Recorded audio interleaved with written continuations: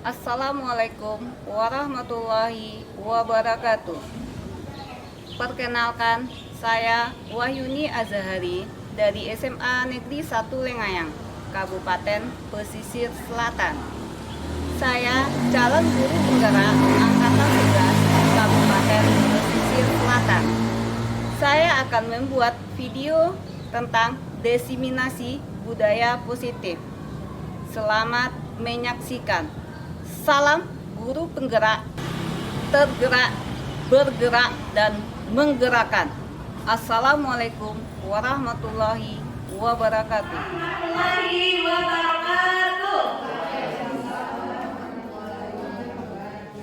Alhamdulillahirrahmanirrahim. Wassalatu wassalamu ala asrafil anbiya'i wal mursalin wa ala alihi washabbihi ajma'in. Asyhadu an la ilaha illallah wa asyhadu anna Muhammadan abduhu wa rasuluhu la nabiyya ba'da.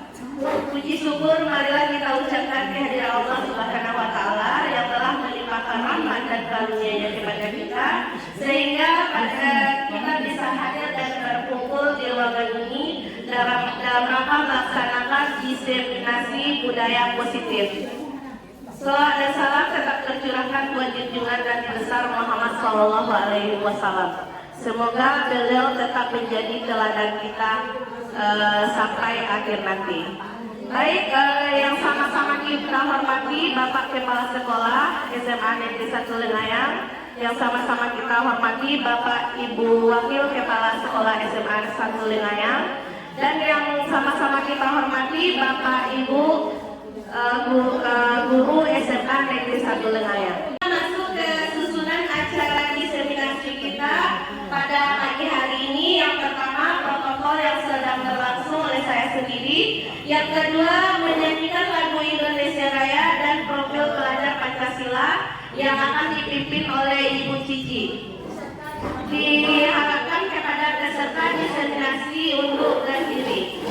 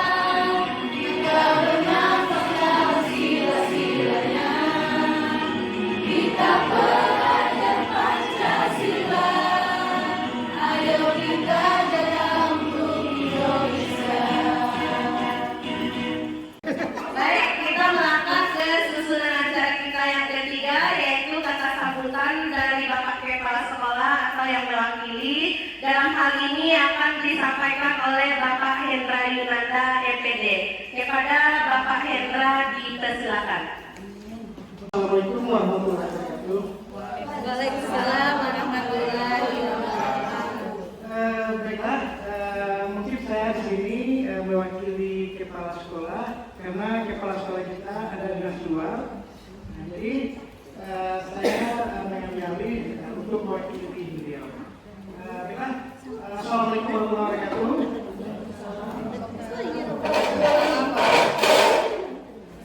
Puji dan syukur marilah kita lakukan kepada Allah Subhanahu wa taala yang telah memberikan rahmat dan hidayahnya kepada kita semua sehingga kita bisa hadir pada acara pengkibasan budaya positif untuk aksi nyata saudari Wahyuni Azhari, di mana nanti kita sama-sama mendengarkan presentasi dari beliau dengan cermat dan tertib. Dan saya yakin nanti Bapak dan Ibu guru di sini akan mendapatkan pengetahuan baru dari pengkibasan tersebut. Salam dan berikan salam, tidak lupa pula kita mengucapkan kepada Nabi besar kita, yaitunya Nabi Muhammad Sallallahu Alaihi Wasallam. Allahumma sholli ala Muhammad wa ala ali Muhammad. Mungkin tidak banyak yang akan saya sampaikan di sini. Yang pertama mungkin terima kasih banyak kepada Bapak dan Ibu, kita langsung memberikan kesempatan kepada Bu Yuni untuk bisa mempresentasikan.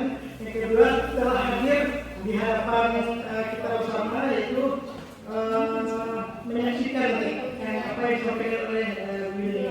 Oke, saja mungkin sudah banyak. Kalau ada salahnya saya mohon maaf. Saya sudahi dengan wabillahi taufiq wal hidayah. Assalamualaikum warahmatullahi wabarakatuh.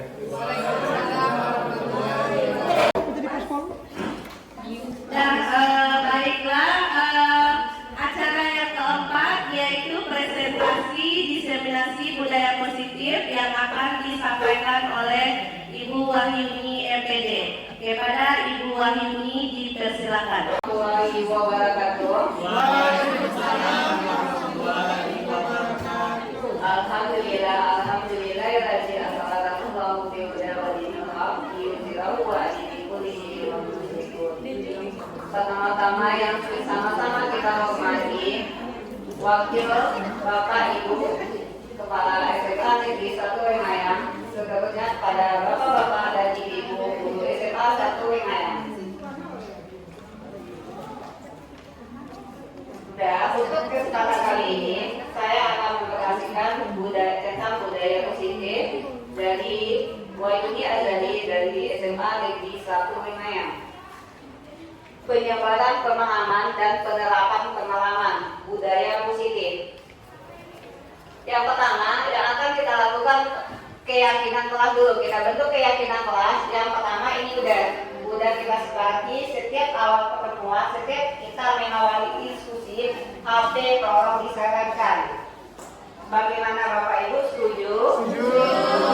Untuk yang kedua, kita harus saling menghargai atau saling menghormati. Yang berbicara berarti yang lain didengarkan atau diam. Selanjutnya untuk ada tambahan ketiga Bapak Ibu. Kemauan yang tinggi dalam belajar. Ya, ada kemauan yang tinggi dalam pembelajaran. Ada lagi tambahannya dari Bapak Ibu. Menjaga kebersihan. Ya, menjaga kebersihan. Nah, kita rasa sudah cukup untuk keyakinan diskusi kita pada hari ini. Kita lanjut. Nah, tujuan pendidikan adalah menuntut segala program yang ada pada anak-anak agar mereka dapat mencapai keselamatan dan kebahagiaan setinggi-tingginya, baik sebagai manusia maupun sebagai anggota masyarakat. Oleh sebab itu, pendidikan itu hanya dapat menuntun tumbuh atau hidupnya kekuatan keluarga yang ada pada anak agar dapat memperbaiki lakunya, bukan dasarnya. Hidup dan tumbuhnya kekuatan keluarga pada anak. Dan selanjutnya budaya positif. Budaya positif di sekolah yaitu nilai dan kebiasaan di sekolah yang berpihak pada murid agar mereka dapat berkembang menjadi pribadi yang kritis, penuh hormat dan bertanggung jawab sesuai dengan profil pelajar Pancasila. Kita lanjut, budaya positif. Untuk kesempatan kali ini, yuk kita nonton video berikut ini. Yang pertama untuk mata pelajarannya Ibu, untuk melatih kalian disiplin. Kalian tahu kan peraturannya Ibu? Kalau Ibu tidak akan mulai pelajaran kalau masih ada yang terlambat. Kalian ini apa kan? Hah? Jadi yang mau dengar kan? Kenapa masih ada yang terlambat? Ayo mana? Kayla, sini kok. Apa lagi lakukan Kayla? Hah? Ketiduran kok lagi? Mana kok? Ayo tunggu. Lekor kok Kayla? Jangan keok, gara-gara tahu kita semua itu tidak belajar. Lempang ini, pukul saya Bu. Udah. Jangan lagi yang lempar. Kayla, tapi ingat kok besok, kalau kau masih terlambat begini, Ibu tidak akan mulai pelajaran lagi.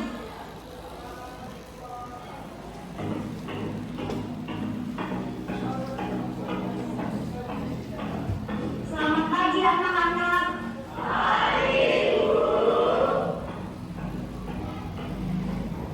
Betul-betul ini kayak tadi, tidak ada obat-obatnya. Kemarin sudah dilempari nih gara-gara terlambat masuk kelas. Ada yang tahu kemana Kayla? Terus bukan. Dede terlambat sih.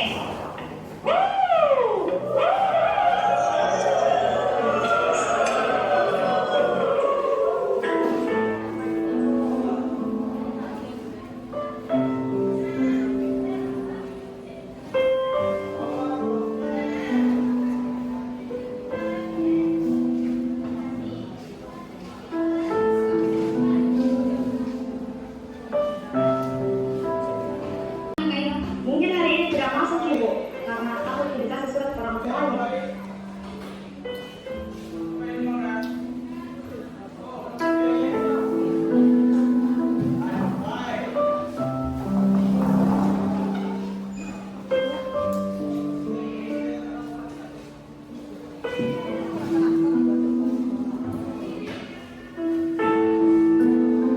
Pagi anak-anak.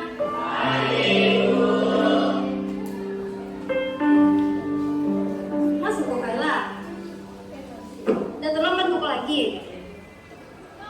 Kayla ke depan kok. Kenapa Bu? Berdiri kok di situ. Hari ini saya kan udah terlambat kok, tapi masih kita tunggu. Kok nggak masuk kok kemarin?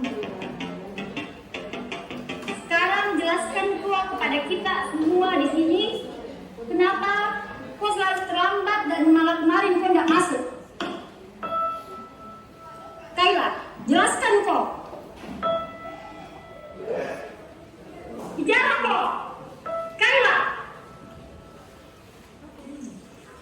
Maafkan kak teman-teman, karena gara-gara saya kalian semua nggak belajar. Kamu sekarang kita di rumah sakit sebelum ke sekolah.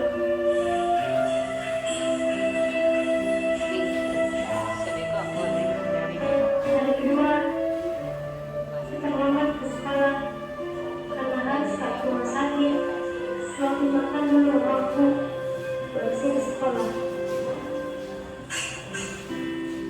Hari ketiga kemarin, saya tidak masuk sekolah.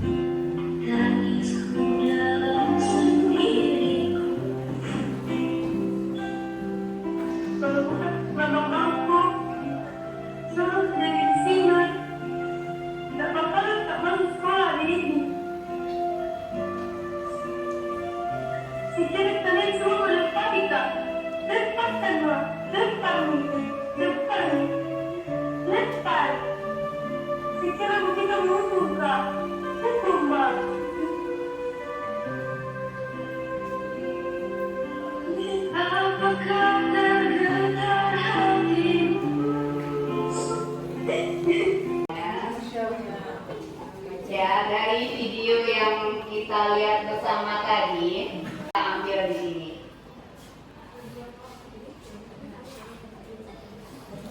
Iya. Dan Jangan menghukum anak sebelum mengetahui alasannya. ya, kita jangan memvonis anak itu atau menghukum anak itu sebelum kita menanya anak itu. Silakan Pak Hendra. Jadi Bu, dari video nanti kita bisa belajar. Sebelum kita menghukum tadi, kita tanyakan dulu kenapa dia bisa terlambat. Dari alasan tadi, baru kita bisa mencari solusi untuk anak tersebut. Kalau tadi kita lihat video tadi, penyesalan guru itu pasti kemudian. Karena hari pertama dia tidak hadir, mungkin alasannya dia mengantarkan orang tuanya tadi ke rumah sakit. Hari kedua dia tidak hadir ke sekolah, terlambat ke sekolah, dia menyuapin orang tuanya dulu sarapan, baru dia ke sekolah. Dan hari ketiga dia tidak hadir karena orang tuanya meninggal. Jadi apa? Jadi di sini sebagai seorang guru kita ke sekolahnya sini, jangan langsung kita melalui tindakan dulu, jangan langsung kita menghukum, tapi kita tanyakan dulu kenapa dia tidak hadir. Oke, itu saja. Ya, terima kasih Pak Hendra, penjelasannya yang cukup baik dan menarik juga. Dan selanjutnya kita lanjut pada konsep inti budaya positif.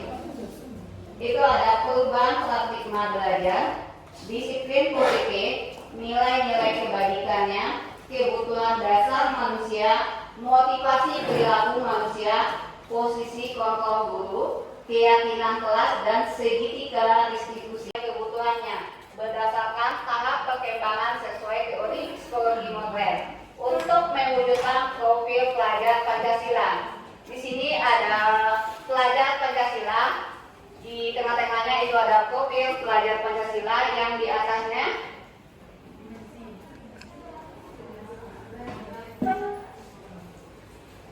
ini yang warna ungu, bisa dilihat tulisannya Bapak Ibu. Berkebinekaan global. Yang kedua, bergotong royong.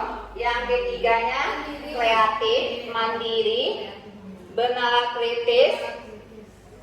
Selanjutnya, yang di atas, ya, beriman dan bertakwa pada Tuhan Yang Maha Esa. Yang sedikit, Anda dan teman Anda melakukan kegiatan. Ini nama kegiatannya cobalah buka. Anda adalah A. Tugas Anda adalah menyetel salah satu tangan temannya.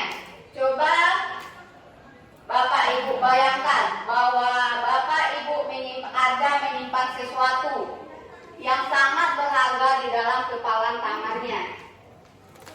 Kemudian perlu menjaga yang dipegang dengan sekuat tenaga dan tidak akan bisa orang mencoba membukanya. Paham maksudnya? Berarti Bapak dan Ibu itu kan ada pasangannya dua. Silakan Bapak Ibu itu isi kepalanya. Kalau bisa Bapak lawannya membuka kepala tangannya, berarti kalau yang tidak gimana? Silakan dipraktekkan Bapak Ibu.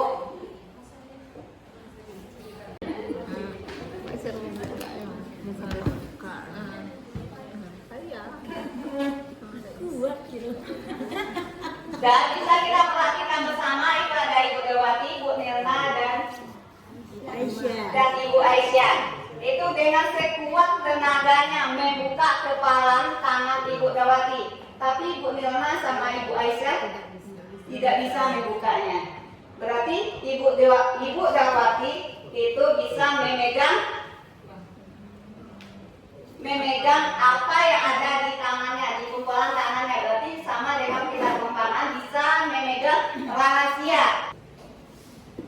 Dan kita lanjut Bapak Ibu, itu ada selanjutnya miskonsepsi tentang teori kontrol. Itu ada bagiannya ilusi guru mengontrol murid, ilusi bahwa semua perbuatan yang bermanfaat, ilusi bahwa kritik dan membuat rasa bersalah mampu menguatkan. Ini ada tabel perbedaan mengubah paradigma stimulus respon ke pendekatan teori kontrol. Ada dua perbedaan. Yang pertama itu ada stimulus respon, dan teori kontrol.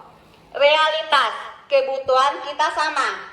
Sedangkan menurut teori kontrol, realitas kebutuhan kita berbeda. Stimulus respon, semua orang melihat hal yang sama. Setiap orang memiliki gambaran yang berbeda. Itu menurut teori kontrol. Stimulus respon, kita mencoba mengubah orang agar berpandangan sama dengan kita. Sedangkan menurut teori kontrol, kita berusaha memahami pandangan orang lain tentang dunia. Saat rujukan yang gagal, kolaborasi dan konsensusnya menciptakan pilihan-pilihan yang baru. Menurut stimulus respon, model berpikir menang atau kalah. Sedangkan menurut teori kontrol, model berpikir menang. Kita lanjut, itu ada disiplin positif. Yang pertama, disiplin berasal dari kata disiplina, yang artinya belajar. Disiplin mengacu pada disiplin diri yang memiliki tanggung jawab terhadap apa yang dilakukan berdasarkan nilai-nilai yang diyakini. Disiplin positif merupakan salah satu cara penerapan disiplin yang bertujuan untuk menumbuhkan kesadaran serta memberdayakan peserta didik tanpa imbalan, penghargaan atau reward, ancaman atau hukuman. Sebagai pendidik, tujuan kita adalah menciptakan peserta didik yang baru, memiliki disiplin sehingga mereka berperilaku mengacu pada nilai-nilai kebajikan universal. Dan nilai kebajikan, nilai yang disepakati bersama, lepas dari suku bangsa, agama, bahasa, maupun latar belakang. Ini ada contoh nilai kebajikan instansi atau organisasi. Ini ada bagiannya, profil pelajar Pancasila, beriman dan bertakwa pada Tuhan Yang Maha Esa dan berakhlak mulia, berpendidikan global, gotong royong, mandiri, kreatif, dan bernalar kritis. Sedangkan menurut Ibu Primarie program atau singkatannya oleh PYP, toleransi, rasa hormat, integrasi, mandiri, menghargai, antusias, empati, keingintahuan, kreativitas, kerjasama, percaya diri, dan tidak merendahkan orang lain dan memberikan yang terbaik untuk kita atau untuk diri sendiri. Kita lanjut, kebutuhan dasar manusia. Kebutuhan dasar manusia adalah segala sesuatu yang kita lakukan untuk mendapatkan apa yang kita inginkan. Seluruh tindakan yang kita lakukan memiliki tujuan tertentu. Dengan semua usaha terbaik yang kita lakukan adalah dalam rangka agar kebutuhan dasar kita terpenuhi dengan baik. Ini ada 5 kebutuhan dasar manusia. Yang pertama, silakan. Ini yang pertama itu ada bertahan hidup. Yang kedua, kasih sayang. Ketiga, kebebasan, keempat, kesenangan, yang kelima, kemanfaatan. ini kan ada kebutuhan dasar manusia. Di antara kelima-lima ini, kalau seandainya dia kosong, bagaimana Bapak Ibu menghadapi situasi ini? Silakan Ibu Diana. Mungkin mencari tahunya ya Bu, kalau perlu mencari tahu kebutuhan dasar sang anak dulu. Misalnya seperti kasih sayang, biasanya kan cari perhatian dengan kita sebagai guru. Jadi kita cari tahu dulu apa kebutuhan dasar yang tidak ada sama sang anak tadi. Dilihat dari misalnya sikapnya yang selalu ingin diperhatikan, buat ulah aja, temannya lah mungkin yang disenggol, temannya lah mungkin yang dilarikan, atau nanti memanggil nama orang tua temannya lah. Itu kan salah satu bentuk bahwa ada kebutuhan dasar sang anak yang belum terpenuhi. Contohnya tadi seperti kasih sayang. Berarti mereka meminta murid tadi atau peserta didik kita tadi berarti membutuhkan kebutuhan dasar yang sesungguhnya. Itu mungkin yang pertama. Ya, terima kasih Bu Nilna. Kita lanjut. ini bertahan hidup seperti kita membutuhkan makanan, pakaian, tempat tinggal, keamanan, kesehatan, kasih sayang, dan rasa diterima diperlukan, berbagi kerjasama, menjadi bagian dalam kelompok, penugasan, harga diri, keinginan untuk dianggap, memimpin prestasi yang diakui dan didengar, kebebasan, mandiri, memiliki pilihan, mencoba hal baru, mampu mengendalikan arah dirinya, kesenangan, bermain humor, antusias, dan tertawa. Dan tidak jauh pendapat dari Ibu Nilma tadi. Ini ada sebuah kasus. Ibu Arna, guru kelas 6 SD Permai, sedang bingung menghadapi ulas salah satu murid di kelas yang bernama Niko. Beberapa anak telah datang dan mengeluhkan Niko yang seringkali meminta bekal makanan siangnya. Mereka dengan paksa. Jika Anda menghadapi situasi seperti Ibu Arna, apa yang akan kita lakukan? Menurut kita, kira-kira apa alasan Niko melakukan hal tersebut?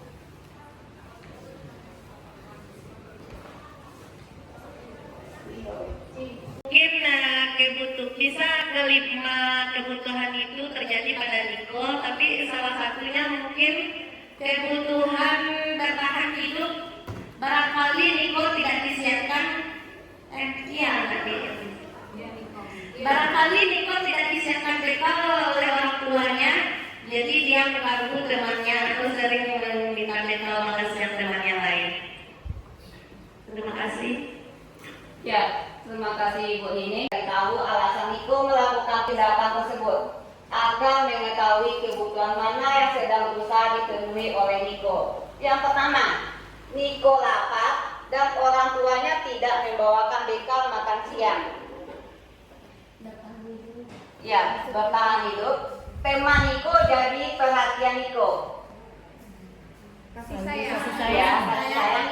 Dia merasa hebat karena temannya jadi takut dan menuruti keinginannya. Penguasaan. Ya, penguasaan.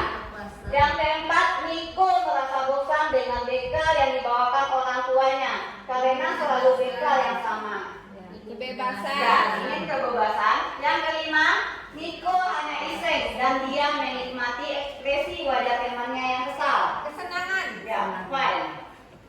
Selanjutnya, motivasi perilaku manusia untuk menghindari ketidaknyamanan atau hukuman untuk itu dari motivasi intrinsic.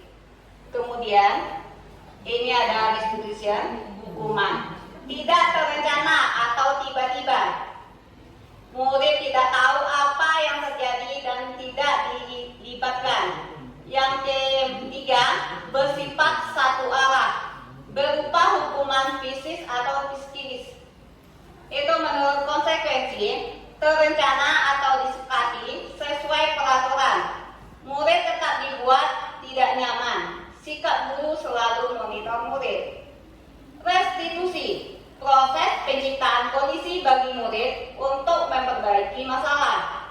Proses kolaborasi yang mengajarkan murid untuk mencarikan solusinya. Kemudian ini ada 5 posisi kontrol guru. Yang pertama itu menghukum, yang kedua membuat merasa bersalah, yang ketiga sebagai teman. 5 posisi kontrol guru. Siswa tidak memakai atribut lengkap saat upacara bendera. Hormat pada bendera selama 1 jam. Itu masuk kemana dia? Ya. Menghukum. Berapa kali Bapak Ibu harus memberitahu kamu? Kamu selalu saja mengecewakan Bapak Ibu. Merasa bersalah. Ya, merasa bersalah. Kemudian, ayo dong kita ikuti aturan sekolah. Tolong bantu Bapak Ibu. Sekali ini saja. Jangan kamu berbuat seperti itu lagi. Itu masuk kemana dia? Teman. Ya, itu dia sebagai teman. Kamu sudah melanggar peraturan sekolah. Kamu tahu konsekuensinya. Setelah upacara, kamu beli atribut ke koperasi dan jangan diulangi lagi. Itu sebagai apa dia? Ya, sebagai pemantau. Kemudian, ini ada contoh yang terakhir. Apakah kamu tahu kesalahanmu? Kira-kira bagaimana Manajer. Dia sebagai manajer. Ini ada posisi kontrol apakah aku. Saya kecewa sekali dengan kamu. Membuat merasa bersalah. Kemudian kamu tidak pernah benar melakukannya. Penghukum. Selanjutnya, apa rencanamu kamu melihat penyelesaian masalah ini? Manajer. Selanjutnya, ayo lakukan demi bapak dan ibu kamu ya. Teman. Kemudian, kamu tidak pernah mendapatkan nilai jika tidak mengerjakan tugas. Penghukum. Mantap. Ya, itu adalah contoh posisi kontrol apakah aku. Dan kita lakukan ice breaking dulu. Dimohon kepada bapak ibu untuk membuka.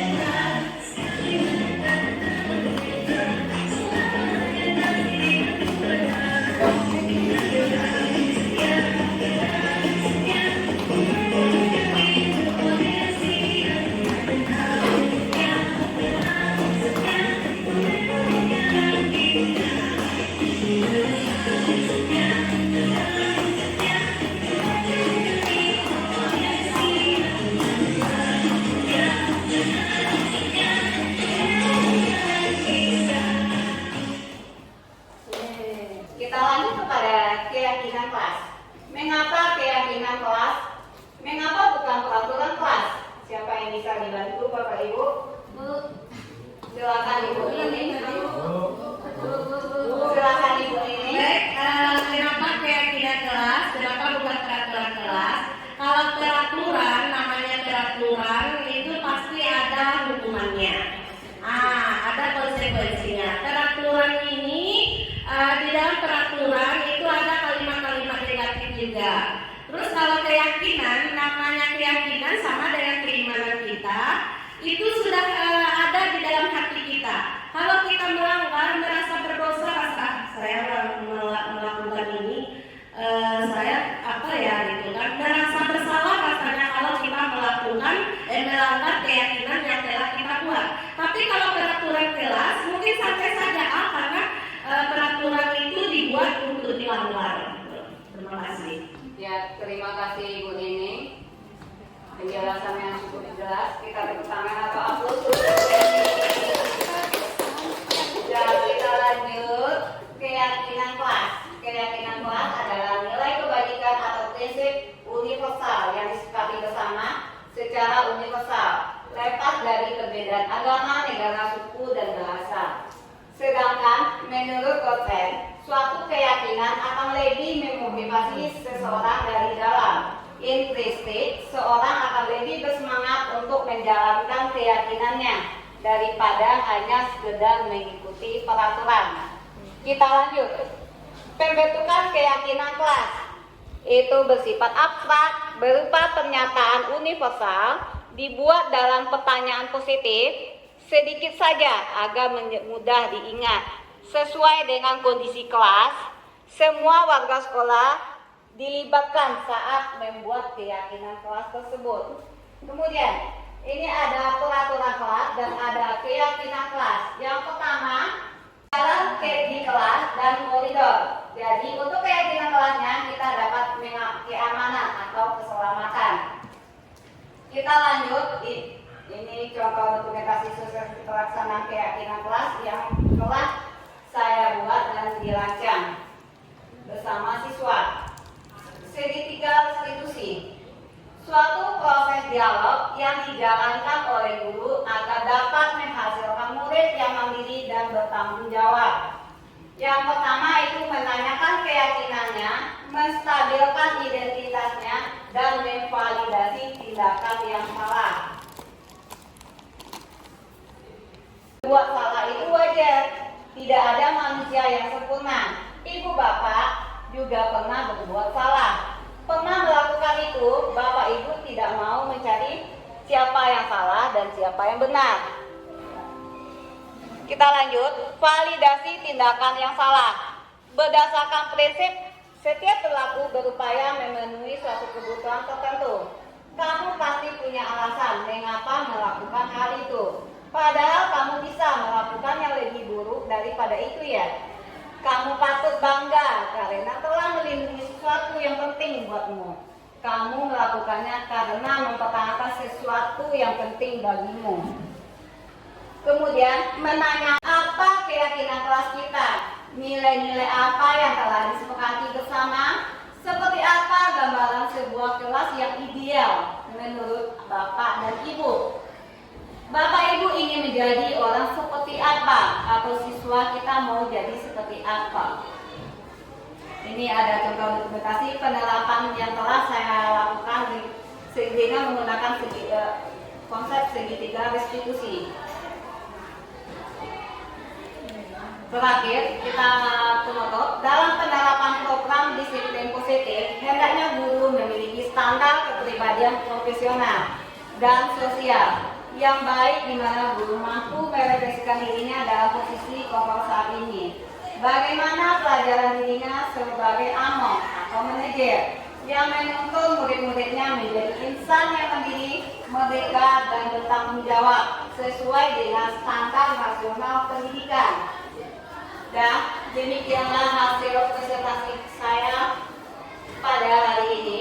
Terima kasih. Salam guru gerak, tergerak, bergerak, dan menggerakkan. Assalamualaikum warahmatullahi wabarakatuh. Tadi penyampaian disertasi positif oleh Ibu Wahyuni Azhari. Semoga dapat kita ambil hikmahnya. Sekian acara kita pada pagi hari ini. Kalau ada salah dan janggal, mohon maaf. Wabillahi taufiq wal hidayah. Assalamualaikum warahmatullahi wabarakatuh. Terima kasih telah menonton video saya tentang diskriminasi budaya positif. Semoga bermanfaat. Assalamualaikum warahmatullahi wabarakatuh.